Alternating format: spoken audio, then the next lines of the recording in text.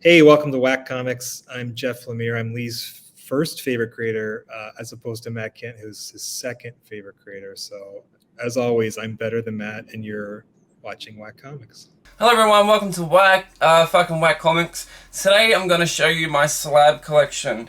It's growing. I never used to have this much slabs, but I definitely have a few now. I've got like 5 slabs that are not signed and 17 slabs that are signed. I much prefer to grab the Signature Series slabs. Let's get into the showing the fucking slabs off. Hey, that's what you came here for. First up is Berserker. I won this at C3 last year, and I've got some big plans for this slab here. You can bet your bottom dollar this motherfucker's gonna get whacked, but I think I'm gonna wait until there's like a trailer or something like that to whack it. Because, yeah, I think more eyes will see it when there's a trailer for it or something like that. Next up is Fantastic Four Annual number 4. This is the first Silver Age appearance of the Golden Age Human Torch. And it's just got a really fucking awesome Jack Kirby cover. And I love the Fantastic Four, and I wanted some Kirby goodness in my collection. So this is my one and only Kirby goodness, I'm pretty sure. Unless, of course, we count this. And I suppose I can count this. This is Marvel Collector Item Classic number 2. This is a really fucking cool reprint of 3 stories. We got Fantastic Four number 2, when they first get their costumes. Amazing Spider-Man number 4, the first appearance of Sandman. And Tales to Astonish number 37, sorry. The first appearance of Ant-Man in his costume, I'm pretty sure, but don't quote me on that. But yeah, this is just a really cool old reprint that came out in 1966. I fucking love the cover on this one. This one was a win from DJ Lynx. This is Amazing Spider-Man 55. The classic fucking Patrick Gleason cover. I fucking love this cover.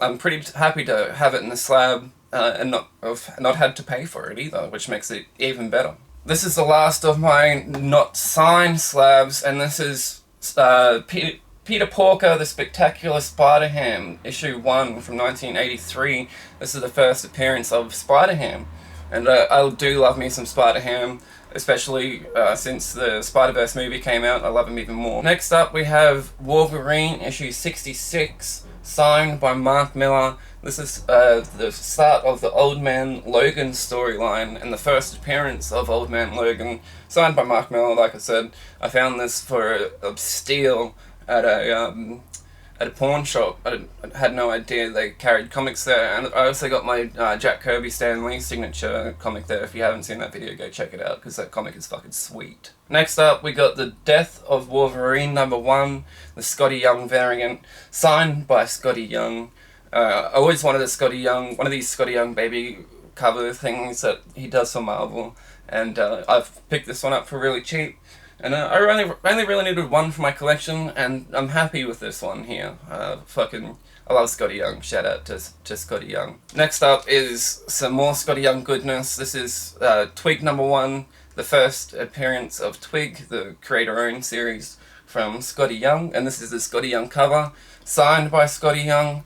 I just said Scotty Young a lot of times, and I'll say Scotty Young one more time before I move on to the next book. Scotty Young. Next up we have Savage Dragon 102.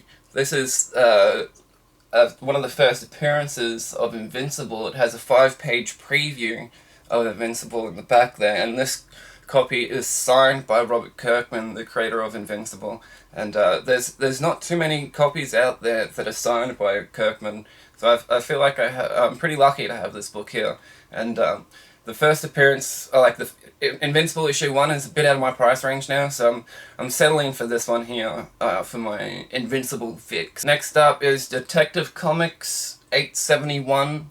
This is the Black Mirror storyline, not to be confused with the Netflix show of the same name, but this is a really cool series, arc, I suppose. Loved Black Mirror, and this one is also signed by Jock as well. Next up is this really fucking sweet Batman Zero sketch cover. This is a sketch cover. That's original art on this slab here. Original art by Chris McJunkin. And he fucking killed it on this cover. The use of negative space and everything on this cover is just fucking beautiful. I've got this for a steal as well. And I'm pretty sure, yeah, this is my only slab that has like original art on it like this, and it's fucking beautiful. Now we have Ghost Rider issue 15. This is that glow in the dark variant. Fun fact about this comic book: this was the first comic book to come out in the 90s that had a gimmick cover that wasn't like any special event or anything. This is just issue 15 of Ghost Rider. They usually did the gimmick covers on like an issue 1 or some sort of special anniversary, but they were like, hey, let's just chuck this random glow in the dark cover on issue 15 of Ghost Rider and see if it sells. And it did sell, because this is the second printing that I'm holding in my hands, and it's got a nice little remark and sketch there from Mark Texera. I have no idea how to fucking say his name, but he is the cover artist, and I'm pretty sure interior artist, yeah, for Ghost Rider issue 15. Beautiful fucking cover. Next up is 3-Story Giant, one of my absolute favourite titles from Matt Kindt, and this is signed by Matt Kindt, and this also has a 7-page preview of Mind Management, so it could be technically a first appearance of Mind Management as well. Yeah, I love 3-Story. If you haven't read 3-Story, go do yourself a favour and read it. It's such a beautiful story. Next up, this is Killaroo Simplified by my daddy Ignacio. Shout out Daddy Ignacio, I love you very much. This is the one that Darren did just for me. I told him that I wanted the worst grade possible, with 0.5 if he could, and fuck did he deliver. Look at that 0.5 grade there.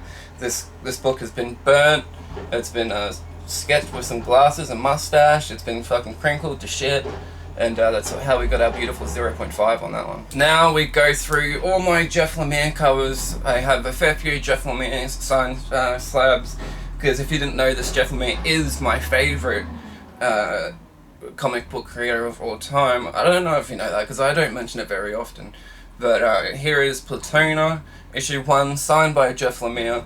Shout out to Tyler for this one. Tyler gifted me this one, and I'm very thankful for it, because this is one of the first Jeff Lemire titles that I ever read and got me hooked on Jeff Lemire. Platona is a great read. 5 kids find a dead superhero in the woods. That's it. That's the only pitch I'll tell you, and that's all you need to be interested to read this fucking book, because it is amazing. This is the second book that I ever read from Jeff Lemire. Platona was the first, Descender was the second. They were coming out around the same time, and this definitely made me the uber fan of Jeff Lemire that I am today. This is signed by Jeff Lemire and Dustin Nguyen. And it's a beautiful slab. Very, very happy to have this one in my collection. After Descender comes Ascender, and this one's also double signed by Jeff Lemire and Dustin Nguyen. Shout out again to Tyler for gifting me this one here. Beautiful, beautiful fucking slab. I love Descender and Ascender. Both series are just as good as each other. Yeah, a beautiful, beautiful slab that I'm really happy to have in my collection. Next up is Berserker Unbound. This, not to be confused with Keanu Reeves' Berserker. Jeff Lemire actually did a Berserker series a while ago. When was this? Has it got a year? 2019. So it was Jeff Lemire and Mike Delato, and it was a great little series, a mini series. I think it was in like 4-6 issues maybe, but it left it hanging for more at the end, like a cliffhanger. It wrapped up, but it was like still a bit of a cliffhanger, like the story could go on. Got my fingers crossed that it will go on one day, because I really did enjoy this Berserker stories. It's just this Berserk dude from a different time that gets stuck in our present time, and it's, yeah, a great read. Also signed by Jeff Lemire. Now we've got this beautiful Hawkeye cover here by Jeff Lemire, signed by Jeff Lemire, Hawkeye #1 from Lemire's run, and I fucking love this cover. Anytime Lemire does some art for like Marvel or DC, I'm all over it, because he just brings something new and fresh to these characters. Now we've got Gideon Falls, the Virgin variant, signed by Jeff Lemire. This is a fucking beautiful book. I love where he signed it as well, usually where the trade dress goes. It's a beautiful signed book that I'm really happy to have in my collection. I love Gideon Falls. Anything that Lemire and Sorrentino do together, I reckon they are one of the best creative teams out there today. And yeah, super happy to have this. I got it for a fucking steal, and it's just gone up in price since I got it, so I'm really happy I got it when I did. Next up is Superboy. Who did this cover? Pierre Gallo or something like that? No idea. Jeff Lemire's Superboy story. Not many people know Jeff Lemire did a Superboy story. It was one of his first, I think the first ongoing title that he got for DC when he started working for them. So yeah, this is a beautiful Poison Ivy cover signed by Jeff Lemire. Fucking beautiful. I love it. Lastly, this is Royal City issue 1. This is the 25th anniversary Image Comics blind box set. That's where this one came from. And signed by Jeff Lemire also. This was one of my favourite series of all time, Royal City, when it was coming out and reading it month to month. And this was actually my first ever slab that I owned. Of course it was, you know, it was a Jeff Lemire. I love Jeff Lemire. I don't know if you know that. I don't think I've ever mentioned it before, but he is my favourite creator of all time. So I had to get a Jeff Lemire slab for my first ever slab. So I've got a few Jeff Lemire slabs, but not quite enough yet.